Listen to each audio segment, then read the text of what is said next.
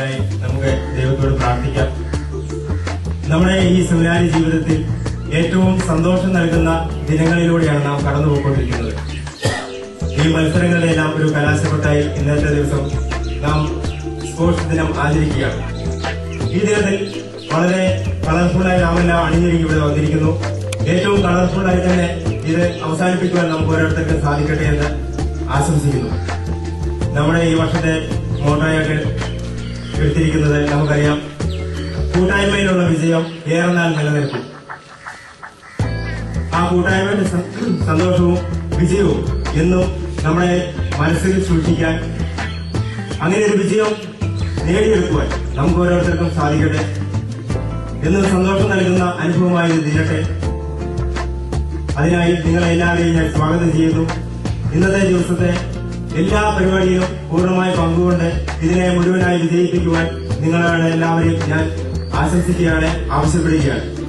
ഇന്നത്തെ ഈ ദിനത്തിന്റെ മാർച്ച് പാസ്റ്റിന് നേതൃത്വം നൽകുവാനായി മട്ടുപള്ളിയെ ക്ഷണിക്കുന്നു.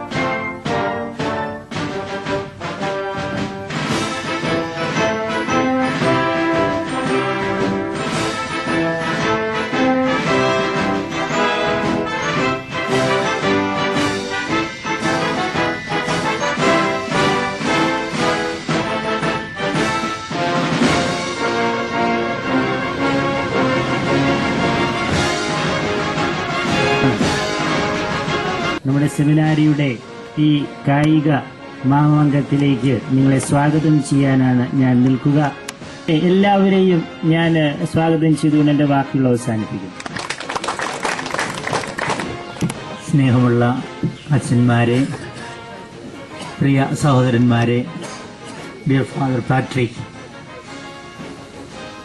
ഈ ഗോൾഡൻ ജൂബിലി വർഷത്തിലെ കായിക മാമാങ്ക ദിവസത്തിന്റെ എല്ലാ ആശംസകളും ഏറ്റവും സ്നേഹത്തോടെ നിങ്ങൾക്ക് നേരുകയാണ്. തോൽപ്പിക്കാനായി ഒന്നും ചെയ്യരുത്, ജയിക്കാനായി എല്ലാം ചെയ്യണമെന്ന്. ജയിക്കാനായി അങ്ങ് ചെയ്തു തുടങ്ങിയാൽ മതി, തോൽവി നമുക്ക് ചിന്തിക്കേണ്ടതില്ല, നമ്മളുടെ പിറകെ ജയം എത്തിക്കൊള്ളും. അത്തരത്തിലുള്ള ഒരു നല്ല ദിനം നിങ്ങൾക്ക് എല്ലാവർക്കും ആശംസിച്ചുകൊണ്ട് ഈ ദിവസത്തെ ഉദ്ഘാടനം ചെയ്തതായി പ്രഖ്യാപിക്കുന്നു. Good morning. I'm Patrick, Father Patrick Anjou from Belgium, and I'm very honored to be among you and to see these wonderful colors and groups, competition today, sports day. You know, I'm 57, and 20 years ago I was ordained as a late vocation. And why? Because I was hesitating, choosing in life what was given to me. So after a deep struggle, I decided to become a priest. So it was not easy.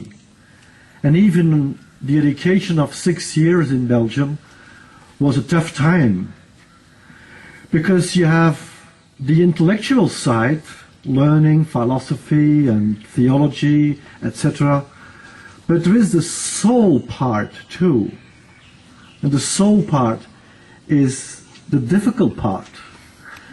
Because you cannot become a priest only in your head. You become a priest in your heart, in your soul. And if you want to meet the Christ in your life, there is only one thing for me to remember, and that is the openness of your heart. If you are, as a human being, transparent enough, this is the way the Christ can come into your life. Be an open mind, be an open heart to the truth of Christ. That's what I wish to you. Thank you.